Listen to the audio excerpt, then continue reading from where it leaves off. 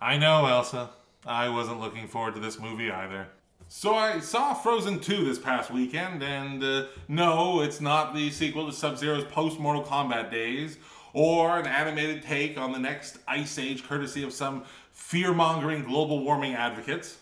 Frozen 2 is the sequel to 2013's uber-successful Frozen, a movie about a princess who can make snowmen that either want to play with you or kill you. And who better to bring ski and snowboard season to your doorstep at the snap of a finger than the genie from No, wait, it's a Disney princess.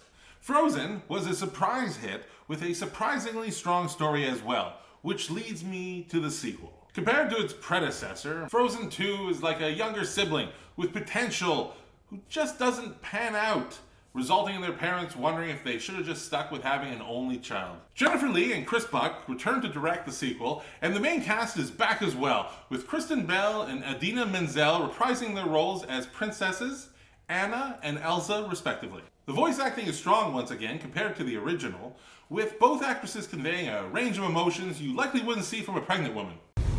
What's going on, babe? Stop! Don't do that! Josh Gad and FBI agent Holden Ford returned to round out the cast as well, providing equally strong voice acting. This time, the Disney plot revolves around a supernatural forest and its relationship with the kingdom. It's not like Disney's been here before. Here, you have Elsa hearing troubled voices. Think Will Ferrell in Stranger Than Fiction, but less gooder. Determined to find out the cause of the distress, Elsa sets out on a journey with her sister Anna, Olaf, and a guy who just can't seem to find the right moment to tell his girlfriend how he feels. You feel love. Yeah, I feel a general unselfish love for just about everybody. No. Romantic, sexual love. No, I don't. Along the way, the band of four, no wait, five. How can I forget Sven? I gotta remember, animals have feelings too.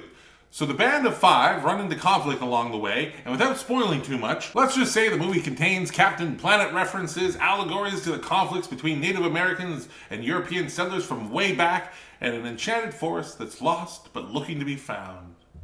Kinda like my love life. In Frozen 2, adventures are had, and things are said, mostly by Olaf, who can't ever seem to shut up, but also by the princesses. Long story short, Elsa once again ends up having to save the day by channeling her ice powers via repressed emotions, because who needs diplomacy when you can do this?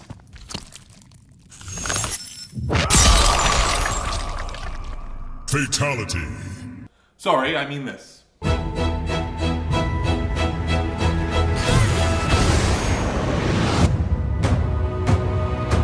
So the first thing I liked about this movie is the animation. It's absolutely fantastic.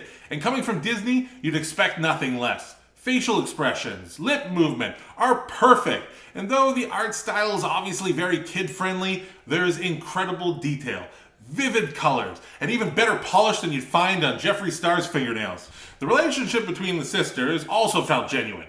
The issues stemming from Elsa's powers were explored just like in the first movie, but here, rather than rehashing what was done before, the writers found ways to make the challenges seem fresh and believable. Additionally, the romance between Anna and Kristoff, one of the movie's highlights, was fun, comedic, and heartfelt. Take a hint. Another thing I liked were certain clever jokes, and a pretty amusing yet crude recap of the first movie by Olaf that actually made me laugh more than everything from Adam Sandler since The Wedding Singer. So what didn't I like? Let me start off by saying that this is Frozen 2 and not the original Frozen. My first criticism is with Olaf. In Frozen, he's introduced as being funny and charming, but by the sequel, he's overstayed his welcome, kind of like Jar Jar Binks after the first 5 minutes of The Phantom Menace. How rude! Another character who's been done as disservice is Elsa, who, believe it or not, unlike in the first film, where she's developed and matured, is nothing more than a plot device now. Which ties into my next bit. The narrative being built on MacGuffins.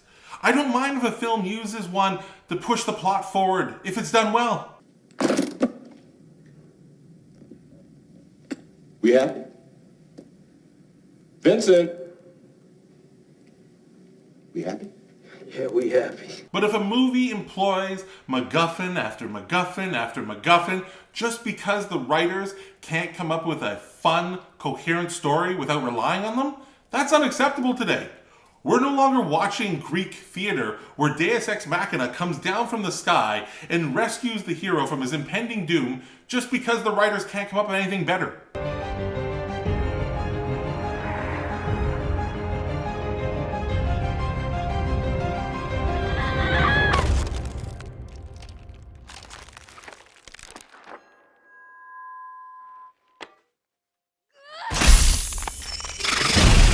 However, to be fair, we should remember that Disney has never done a great animated sequel. I know there are a few out there that people like, but they're never anywhere as good as the original. My last and most serious gripe with Frozen 2, whether it was intentional or not, is the male demeaning.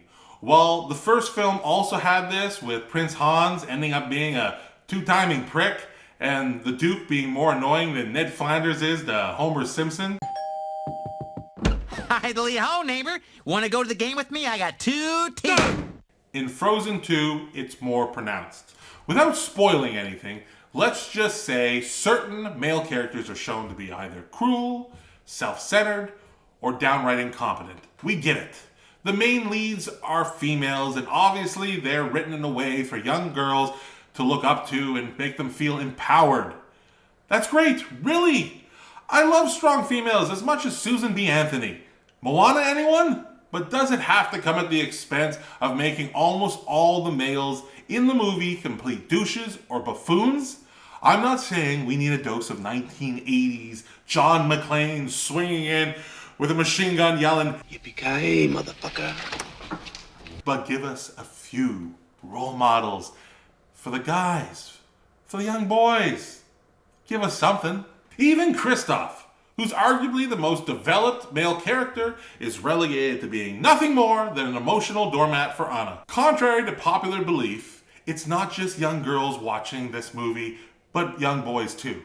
What kind of message does it send to them when they see all the male characters being disparaged in some way? I'm not suggesting Expendables level of testosterone bursting through the seams of the screen, but not this either.